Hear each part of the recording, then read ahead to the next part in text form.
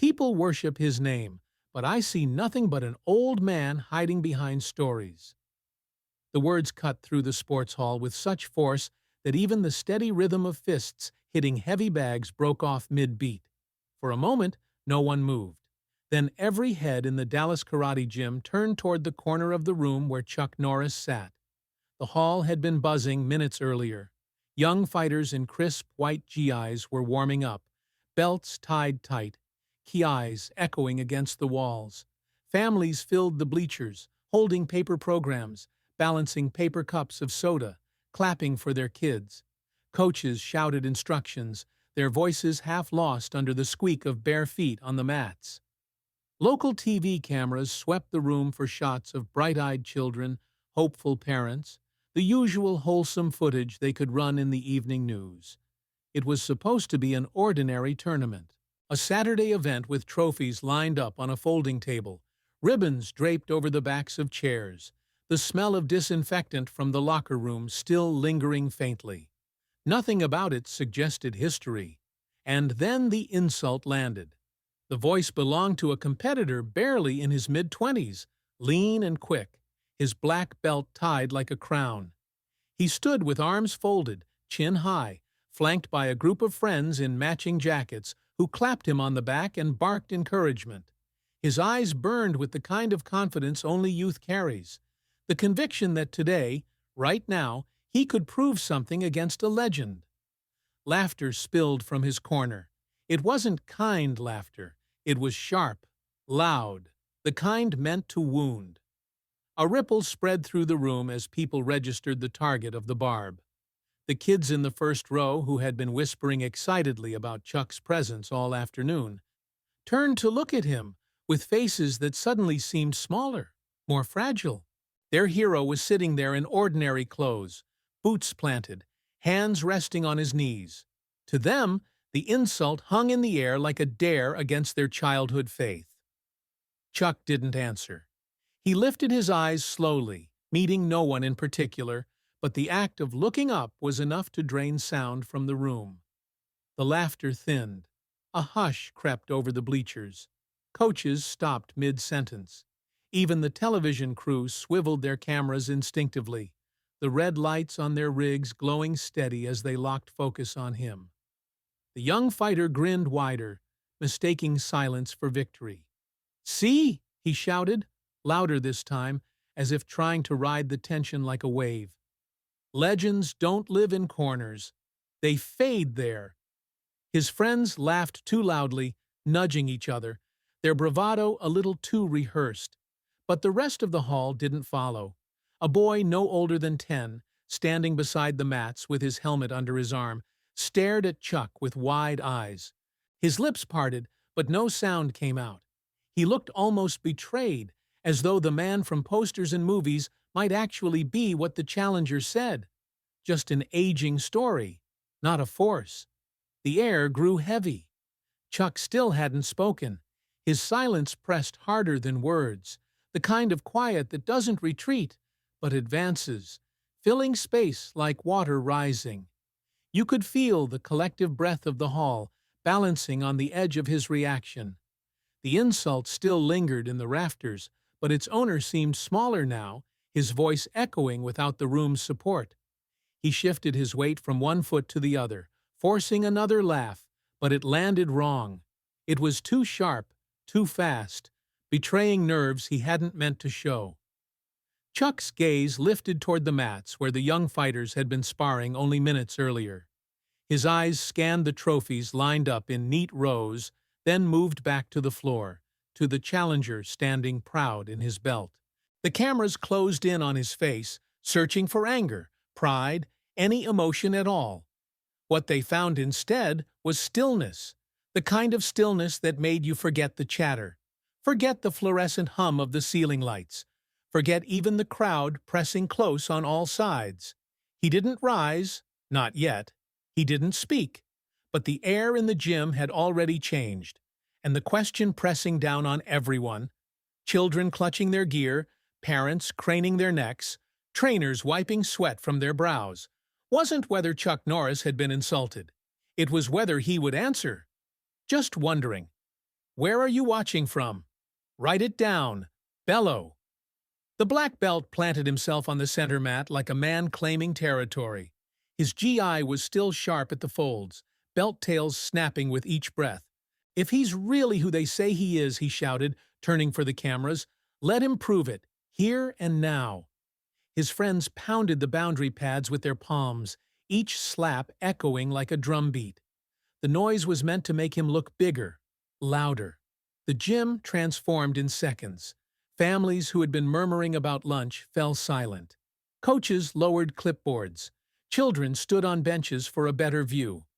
The local TV crew pivoted, red lights on their rigs, glowing steady, hungry for footage. What had been an ordinary Saturday tournament began to feel like a gladiator pit. The young fighter smiled too widely, nerves hiding behind bravado. "Come on, sir," he said, voice pitched for the crowd. "All we've heard are stories. Don't let YouTube hold your legacy." A handful of kids laughed nervously. Their parents didn't. And then Chuck stood. No theatrics, no sudden burst of energy, just a quiet rising, the scrape of his boots carrying farther than the challenger's shout. He stepped from the shadow of the bleachers into the harsh overhead light. Every phone in the gym lifted at once. A little girl whispered, "Is he really going to fight?" Her father didn't answer. A flustered coordinator jogged up beside him, muttering, "Sir, we're on a schedule. Chuck nodded once, without slowing. He reached the mat and stopped at its edge. The young man bounced on his toes, feeding on adrenaline, glancing at the cameras again. Chuck's eyes found him. "Respect isn't given," he said. "It's earned." He didn't raise his voice. He didn't need to. The words dropped into the silence like a stone into a well. The young fighter's grin faltered for half a breath before returning, thinner than before. The judge cleared his throat, clipboard tucked awkwardly under his arm. "This is not a sanctioned match," he warned. "Demonstration only." Control. He looked at the cameras and added, "Keep it light." The crowd ignored him. "Do it! Show us! No! Stop!" The room divided in an instant. Some cheered for the fight. Others pleaded for sense, voices braiding together into chaos. The black belt gave a shallow bow, more flourish than respect. "Demonstration," he said, eyes glittering. He wanted spectacle. Chuck's expression didn't change. "Demonstration," he agreed. Phones tilted higher. The cameraman mouthed, "Keep rolling." Even the children sensed this was bigger than a tournament.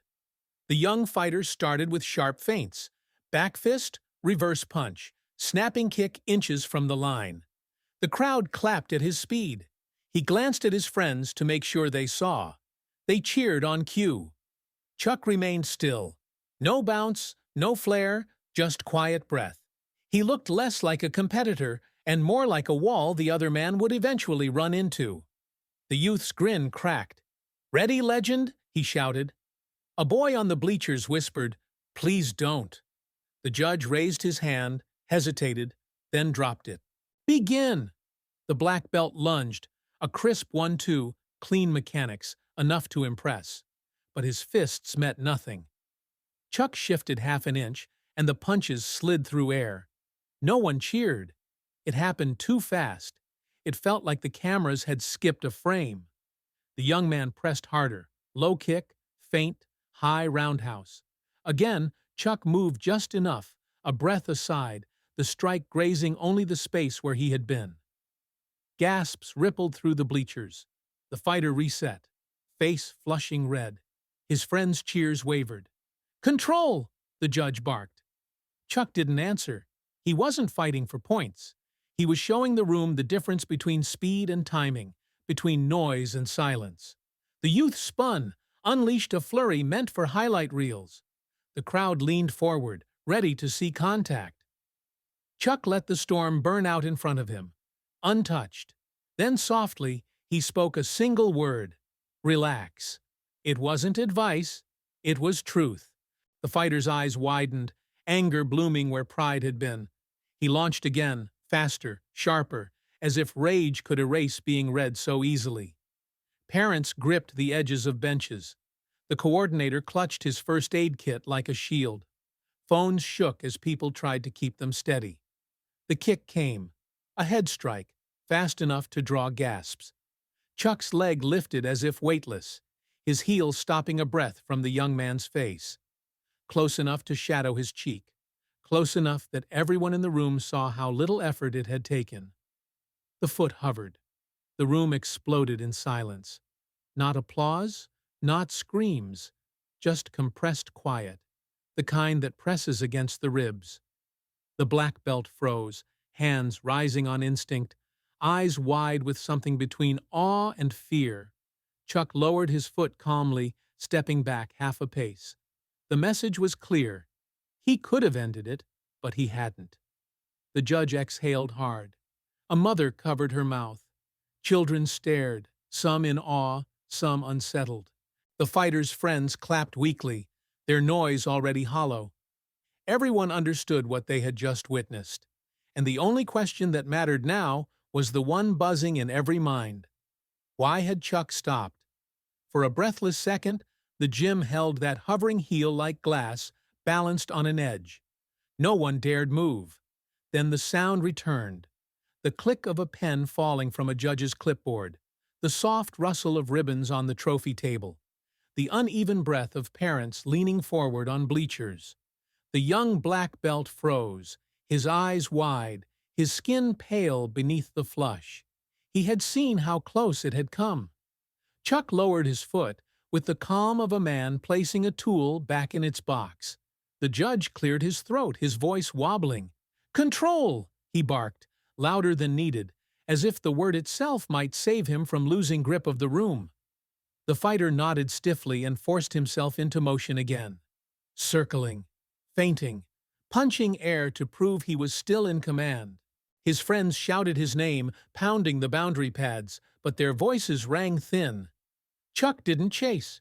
His breathing stayed steady, shoulders loose, gaze fixed not on the noise of hands and feet, but on the tension in the young man's core. It looked like he was waiting for a clock no one else could see. The black belt shot forward, a crisp back fist meant to graze the cheek, something the cameras could replay. Chuck shifted barely an inch. The glove found nothing. The crowd gasped, then fell awkwardly silent, as though cheated out of the sound they'd prepared. Another rush came. Low kick, hip twist, spinning feint. It was sharp, fast, the kind of sequence that wins trophies. But Chuck's body simply wasn't where the kick landed. Violence seemed to pass through him without touching. Whispers spread across the stands. "Is this even fighting?" a boy asked. His father didn't answer. Humiliation crept into the young man's posture. He shook out his arms, forced a grin back onto his face, and tried to talk his way into control. "You won't throw," he said, voice cracking. Chuck blinked once. "You don't need me to." The line landed harder than any strike. It wasn't insult, it was truth, and truth burns. The fighter's cheeks reddened deeper. His friends clapped and yelled, desperate to keep the energy alive. He attacked again, jab, cross, hook, a barrage sharp enough to thrill any coach. Chuck tilted, parried with the smallest motion of his wrist, and let the power dissolve sideways. The glove brushed his forearm and went nowhere. Murmurs swept the room like wind through dry grass. The youth grew desperate. He spun into a back kick, heel whistling under the lights, built to earn awe. Chuck stepped inside the arc, laid a steady palm on the GI, and redirected him like water, finding another path. It wasn't violent, it was surgical. The young man stumbled, facing the wrong direction, scrambling to reset before shame showed too clearly. Chuck stepped back, giving him space, mercy as sharp as a blade. The crowd didn't know how to respond. Applause started and died. Boos caught in throats. Silence pressed heavier than sound. The fighter's breath rasped now, chest rising too fast. His shoulders hunched higher with each failed rush. His friends' chants faltered into isolated voices. A mother covered her mouth with both hands. A boy whispered, "How did he do that?" Chuck spoke once more, barely louder than the hum of the fluorescent lights. "Breathe!" The fighter heard it as mockery. Pride demanded more. He charged one last time, everything compressed into 3 frantic seconds. The crowd rose with him, phones lifted, hearts pounding. Chuck exhaled and moved. His heel floated up again, but this time stopped a hair above the hollow at the collarbone. A place you do not strike unless you mean to end something. The precision was terrifying. The foot hovered there long enough for everyone to measure the distance, to feel in their own bones what it meant. Then he withdrew. Slow, controlled, final. The black belt stood frozen, staring at the space where the strike hadn't landed. His relief was obvious, and in that relief, something like grief, a realization that he had wanted to be ready and wasn't. Chuck bowed faintly, not to the crowd, not to the cameras, but to the effort itself. Silence filled the gym like water flooding low ground. The judge's voice cracked as he tried to restore order. "That's enough." It sounded less like closure and more like an opening. People began breathing again. A few clapped, awkwardly. Others stayed still, hands tight on knees. Children whispered unfinished sentences. He almost. Their parents nodded grimly, as though a lesson had been taught. Chuck turned toward the edge of the mat. He looked ready to leave. The young man's chest hitched. His voice came out smaller than before, barely above a whisper, but somehow louder than all the shouts earlier. "Why did you stop?" The question cut through the room. Phones tilted higher. Reporters leaned forward. Chuck paused with one foot on the seam. He looked back, steady and calm, and the silence thickened until even the buzzing lights seemed to fade. Everyone knew the next words would decide whether this stayed a stunt for cameras or became a story kids would carry for the rest of their lives. The eruption didn't come all at once. It started as a ripple, a handful of children clapping because they didn't know what else to do, then spread like fire along dry grass. The bleachers shook with stamping feet. Parents shouted, "That's a master!" as if naming it would steady the miracle they had just witnessed. Even the judges, supposed guardians of order, allowed themselves a stunned half-smile before tucking it quickly behind professionalism. But not everyone was cheering. The teenagers who had pounded the boundary pads for their champion were silent a beat too long, eyes darting, cheeks pale under the gym lights. Pride snapped them back. They began screaming even louder, voices sharp, desperate. "Fight! Don't stop!" Their chant was more defense than encouragement now, noise trying to hold a crumbling wall in place. On the mat, the young black belt was caught between the two currents of sound. His grin returned too quickly, a performance for the cameras, but his shoulders betrayed him.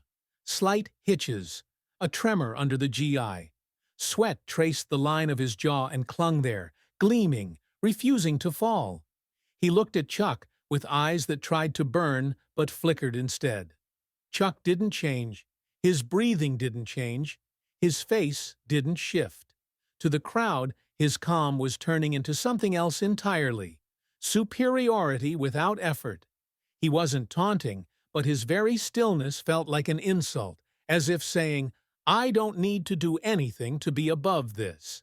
The referee moved a step forward, blazer sleeves twitching, mouth ready to close it down. But the roar swallowed him. "Demonstration only," he shouted, voice cracking. Nobody listened. The crowd was split down the middle, half demanding more, half begging for restraint. "Don't play with me," the young man barked, sudden and raw. The sentence cut through the gym, silencing even the rowdiest teens for a heartbeat. His voice cracked halfway, betraying nerves he couldn't hide. "Fight me!" The sound of his demand created a vacuum. A soda can toppled somewhere in the bleachers, metal rolling against concrete. Someone coughed. Then the hall split open. Cheers exploding from one side, jeers answering from the other. It wasn't just noise. It was civil war in miniature. Appetite clashing with conscience. Chuck stepped forward. One small step. Nothing more. But the room tilted toward him. You could feel the air tighten, lungs caught mid-breath. The cameraman zoomed in until the frame was only torsos, gloves, and the space between them. The red tally light glowed steady. Everyone knew whatever happened next would be broadcast beyond this gym. The young man's grin faltered again. He forced a laugh that landed flat, lifted his guard high, elbows tight. His eyes kept flicking sideways toward the jumbotron, where his own face was projected larger than life, every flicker of doubt magnified. He tried to bounce, but the rhythm was wrong, too quick, too shallow. From the stands, "Fight him!" from the left. "Show respect!" from the right. A child shouted, "Sensei says control!" But the words drowned in the storm. A grandmother pressed both hands to her rosary beads. A teenager cupped his hands and bellowed until his throat cracked. The referee raised a palm, then let it fall uselessly. His authority had left the building minutes ago. The young man needed the noise. He gestured for it with a jerk of his chin, and his friends answered, hammering the pads harder, their voices breaking. A chant stumbled into rhythm. "Fight! Fight! Fight!" It wasn't music, it was panic dressed as bravado. Chuck's stillness was heavier now. He wasn't posturing, but the weight of his calm pressed down on everyone. The boy with the sign, the judges, even the parents clutching their kids' shoulders. It was the kind of calm that said, "This is not your arena. This is mine." "You're scared," someone heckled from the back rows, though no one could tell whether it was aimed at the young man or at Chuck himself. Three heads turned sharply toward the sound, and the heckler shrank into his seat. The young man swallowed hard. "Don't play," he repeated, softer, almost pleading now. Chuck shifted his toes against the tatami, just enough to let the floor know he was still there. The subtle scrape carried farther than any shout. It felt like a warning bell, though he hadn't meant it that way. Silence slipped into the noise for a moment. You could hear the fluorescent hum overhead, the rattle of the air vent, the faint squeak of shoes as a boy changed his footing in the stands. In that gap, the young man's breathing sounded ragged, amplified by the microphone of stillness itself. "Breathe," Chuck said quietly. The word didn't belong to just his opponent. Parents in the stands let go of the tension in their jaws. Kids inhaled like they'd been underwater. Even the referee exhaled, shoulders dropping an inch. But to the young man, it landed as a cut. His face burned red. He shook out his hands, muttering, "I'm good," though he clearly wasn't. His pride bristled. His friends screamed louder to cover it. Chuck took another step. Not aggressive, not dramatic, just forward. But the crowd reacted as if the ground itself had shifted. Some leaned away instinctively. Others leaned closer, drawn to the gravity of it. The referee raised his hand again, but his palm trembled now. He wasn't in control of this story. "Fight me," the young man demanded, louder this time, voice cracking at the edge of rage. His chest rose and fell too quickly, betraying the tremor he tried to hide. Chuck's gaze never wavered. His calm wasn't kindness anymore. It was judgment. The gym knew it, even if the young man didn't yet. The two breaths, the ragged and the steady, met in the space between them. The crowd leaned forward on that air, caught in the balance between pride and truth. And when Chuck's heel lifted barely an inch from the floor, not even striking, just hinting at the possibility of motion, the sound of the gym swelled again, not because something had happened, but because everyone understood. The next chapter was already waiting to be written. The young fighter launched forward the instant Chuck's foot settled. His strikes came in waves, punches sharp, kicks snapping, the pace reckless. The crowd gasped at his speed, but the admiration quickly soured. Each blow carried too much heat, too little control. Chuck didn't match him. He didn't need to. He moved with economy, a shoulder angling just enough, a forearm gliding to divert a punch, a step that let a kick slice through empty space. To trained eyes, it wasn't combat, but correction. Every miss revealing a lesson. The louder the young man fought, the clearer the gap became. His fists weren't aimed at Chuck. They were aimed at doubt, at shame, at the silence that mocked him with every failure. He was no longer fighting an opponent, but himself. The referee barked, "Control!" but it sounded like background noise. Nobody looked away from the mat. Chuck brushed aside another punch and leaned close, his voice low enough for only one to hear. "You're not fighting me," he whispered. "You're fighting yourself." The boy froze. His eyes widened, caught between anger and recognition, his breath ragged. The gym fell quiet, as though everyone had heard. Parents leaned forward. Teenagers hushed. Children stared, waiting. The young man shook his head violently, forcing movement back into his limbs. His fists rose higher, trembling. He struck again, harder, faster, but the rhythm was broken. His technique frayed. Pride was burning through muscle memory. Chuck remained calm. His parries were soft, precise, effortless. He let the storm burn itself out. Each failed strike chipped away at the boy's composure, until the crowd could see plainly that the fight was no longer about dominance. It was about survival, of pride, of image. The boy's face twisted, his grin long gone. Sweat poured down his cheeks, his breath rasped. Desperation warped into fury. He spun, kicked, swung with abandon, and still Chuck wasn't there. The crowd, once divided, began to sense it. This wasn't about proving who was stronger, it was about truth. Then Chuck caught his wrist. It wasn't violent. His hand closed with quiet firmness, freezing the boy mid-punch. The gym seemed to pause. Cameras zoomed in, every eye locked on the two figures in the center of the mat. Chuck's face remained steady. "You're carrying too much," he said softly. "Let it go." The boy trembled. For a second it looked as though he might collapse, not from the grip, but from the weight of the words. His knees quivered, his mouth opened, no sound came. Around them the silence was heavy, broken only by the faint buzz of lights. Then Chuck released him. The boy stumbled back, eyes wide, shame already flooding to cover the crack of vulnerability. His fists rose again almost instantly, trembling but defiant. Rage was safer than honesty.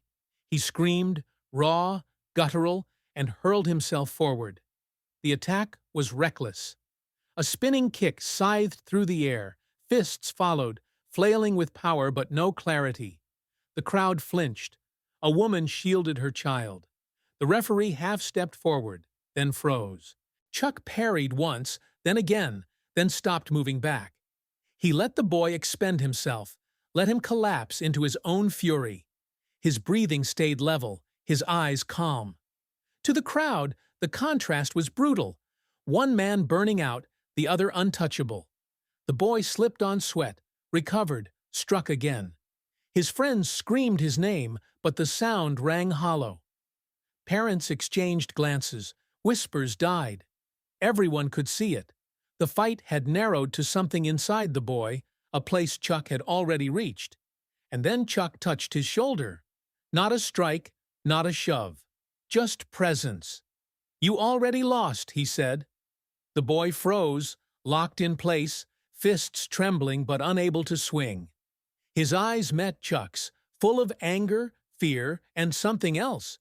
The recognition that everyone in the gym saw the same truth. The crowd didn't need the words. They felt it. This wasn't combat anymore. It was a lesson, carved in silence. The young man shook, caught between collapse and defiance. His chest heaved, his eyes darted.